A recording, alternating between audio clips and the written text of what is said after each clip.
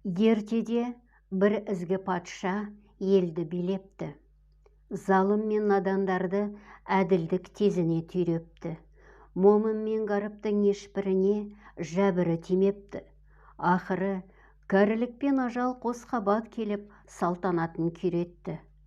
Таққа оның жас баласы отырған екен. Ол көңілі албырт һәм батыл жан екен. Аса өзіндей арыны тасып жөн білмеді. Алып ұшқан қиялын сабырына жеңдірмеді. Ел жұртын тезірек байытқанды қалады.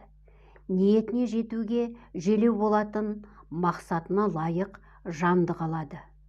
Жер қайысқан әскер жиюды ойлады. Еңбекке жарамды жастарды үйінде қоймады. Бәрінің атқарар міндетін белгілеп берді. Әркімнің жұмысы мен шаруасын өздеріне еншілеп бөлді.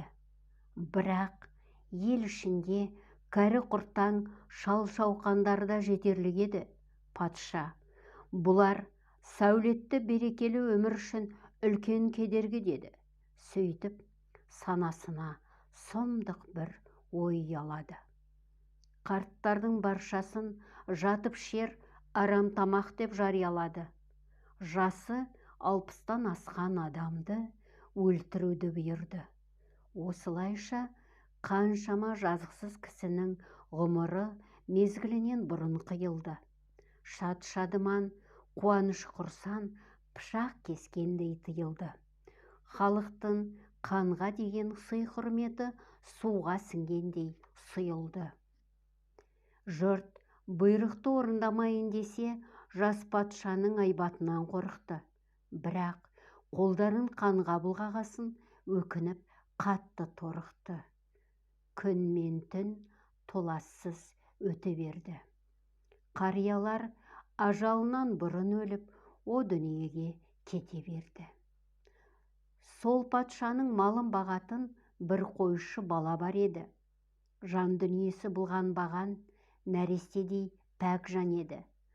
Мұның да әкесінің жасы 60-тан асқан кез екен. Кеудесі толған қазына бұрынғы жақсылардың көзі екен. Баланы ардың жолымен жүруге жетелеген сол кісінің сөзі екен. Сондықтан қойшының әкесін өлтіруге қолы бармады. Әміршісіне мойын сұнғанымен оның бұйрығын қабыл алмады. Мұны естіген патшаның ашу-ызасы оянып кетті. Қойшысын дәргейіне алдырып қаһарын төкті. Жарлығымды неге орындамайсың? Жанашыр сөзімді неге қабылдамайсың? Қартайған әкеңді қашанғы бағып қағып жүресің? Масыл қылып, мойныңа мінгізіп, соған кетер бар тапқан үлесің. Сондықтан оның көзін құртқын, енді асырама. Әмірімді тағы екетсең, сенің басыңды аламын, деді. Бала үйіне келгесін қатты қиналды. Бірақ бір амал тауып, әкесін сандықта жасырып сақтауды ұйғарды. Бірде патша аң аулауға шықты. Тазысы мен бүркіті қырдан қасқыр мен түлкіні қоймады. Қаршыға мен лашыны қаз үйрегіліп, қанжығасын майлады. Олжасы мен сауғасы барған сайын молайды. Кеудесін қуаныш кернеп, көңілі тоғайды. Біраздан соң бір көлдің жағасын аялдады. Дем алмақшы болып, көкарай шалғынын саялады. Көлдің суы мұнтаздай мөлдір, түбі айнадай тақыр екен. Жуынып жатып қараса, түбінде ат басындай алтын жатыр екен. Нөкерлері жарыса сүңгіп, алтын іздеді. Қанша су қармап шықса да, аламыз деп үміт үзбеді. Бірінші кім алса, соның бақ өседі деп жарыса жан ұшырды. Бірақ ақырында бәрінің сағы сынды. Алтынды алудың амалын таппай шаршады. Хан қол астындағы бұқараға бұлай деп жар салды. Уа жарандар, бәрің бері қараңдар. Айна көлден алтын көрдім, алтын шашқан жарқыл көрдім. Кімде-кім алып берсе, не сұраса да қолын қақпаймын, арман тілегіне жеткіземін, жолын жаппаймын, деді.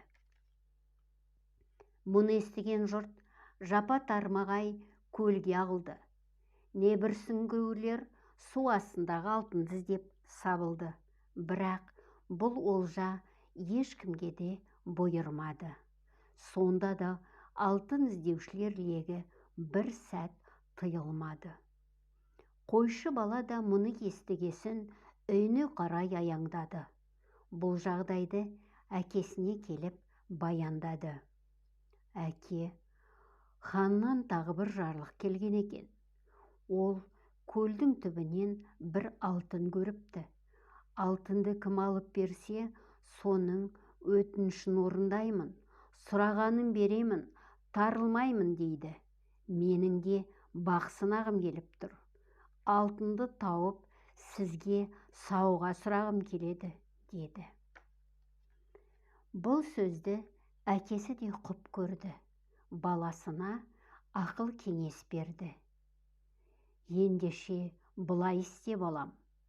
Алдымен аулада жатқан темір сүйменді қолыңа ал.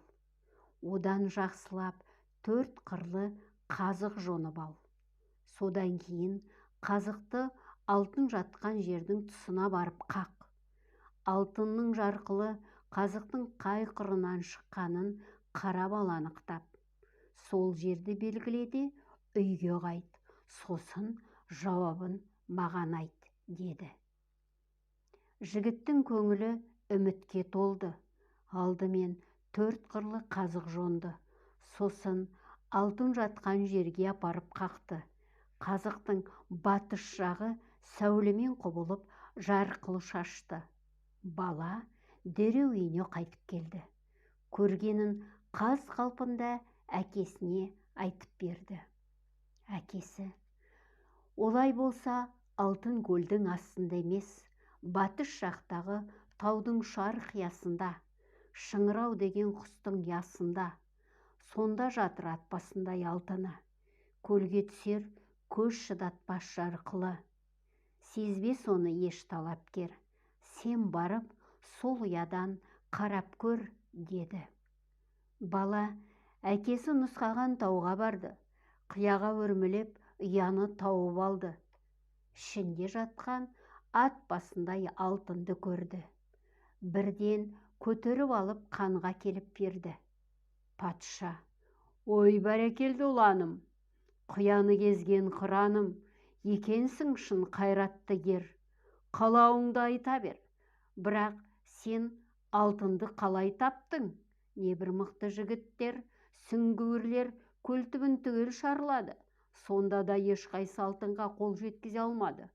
Су астын кезіп, иненің жасауындай жер қалдырмай сүзді. Алтын түгіл таста жоқ екен, деп түңіліп үміттерін үзді. Сенің айламалыңа шынымен де қайран қалдым. Шыныңды айт, бұл ақылды қайдан алдың, деді. Датым бар, тақсырым, құпиям бар, нақсырым. Алтынды тапқан адамның өтінішін орындаймын дегенсіз. Сырымды айтсам, тілегімді берерсіз, деді бала. Болсын, деді хан. Әкеме адал болу өмірлік сертім дегенем. Сондықтан оны әлі де өлтірмегенем. Жарлықтан жалтарудың жолын таптым. Әкемді сандықта жасырын бақтым. Алтынның көлде емес, батыс бетіндегі тау үстінде екенін сол кісі айтты. Алтын күнге шағылысып, көлге сәулесін шашыпты. Оның ақылымен көлге 4 қырлы қазық қақтым. Күн шығыласы қай жағынан түсер екен деп кірпік қақпай бақтым. Алтынның жарқылын қазықтың батыс тұсынан көрдім. Қияға өрмелеп, ұядан алып, сізге әкеліп бердім, деп ағынан жарылды. Патша балаға ілесіп таудың төбесіне өрледі. Қараса, тау бөктерін тегіс алтын жапқан екен. Қалағанша теріп, олжаға әбден батқан екен.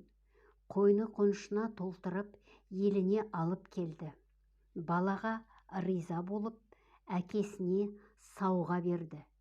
Ел ішіне қайтадан жарлық шығарып, 60-тан асқаннан ақыл сұраңдар, оларды бағып-қағып тауқыметіне шыдаңдар, қарттар тірі болсын, олардың ақылы өмірлеріңе береке боп қонсын, қарияларды өлгенше мәпелеңдер, қызметіне жарап әлпештеп жетелеңдер, қариясы бардың қазынасы бар, депті.